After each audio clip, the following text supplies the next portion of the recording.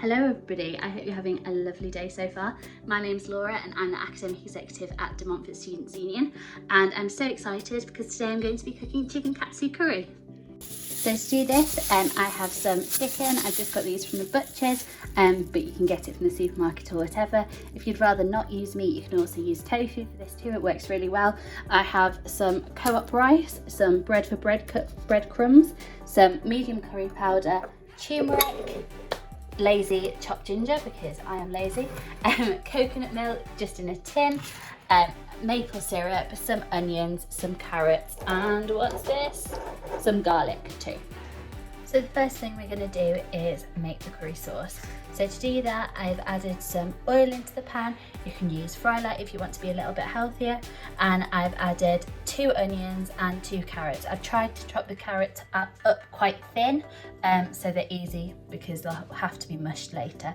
So I'm going to turn this on. I'm going to put this sort of like as a medium heat. Just going on now. Move them out of the way. And these should be left for about 8 minutes just for everything to sort of like caramelise and soak. Now the onions start to brown a little bit, we're getting nice and heat off it. So the next thing we're going to do is add in our garlic.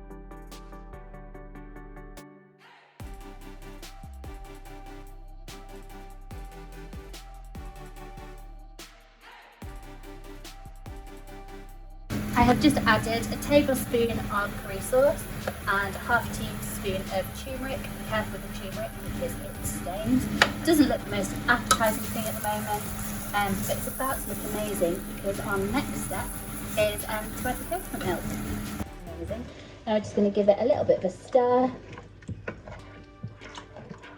And we're next going to add our maple syrup. So our maple syrup, we need 2 teaspoons, sorry.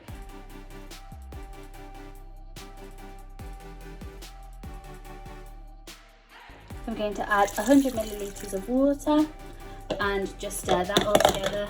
And after that, all we're going to do is we're going to cover it up and we're going to leave it for about 20 minutes. What I have done, I've cut up my chicken into sort of small strip-like sections, still raw at the moment, haven't cooked them, and I've also created a consistency with corn flour, water, and I've put a little bit of chili powder in there as well. So I used 1 tablespoon of corn flour and 4 tablespoons of water, and you mix it all together and that's going to create a nice base for the breadcrumbs to stick to the actual chicken. My next step, which I'm going to show you, is going to be creating the breadcrumbs. This next step requires a little bit of an instruction line. So what I'm going to do is I'm going to take the chicken, dip it in, this is the corn flour, chili powder, water mix, then dip it in the breadcrumbs and then lay it out on this chopping board. You must remember whilst doing this recipe, because it's a lot of like hands-on touching, to wash your hands a lot because you don't want to be touching raw chicken and then touching something else, so be careful.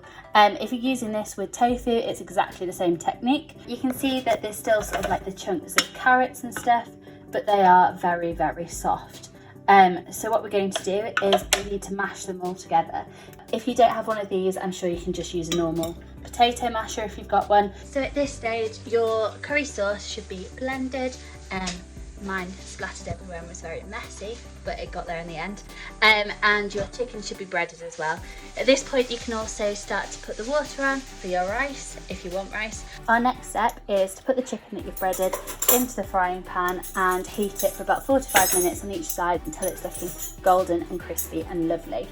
My rice is bubbling away nicely. My chicken is cooking. The curry sauce is just on a nice heat, just keeping warm over there. We have finished!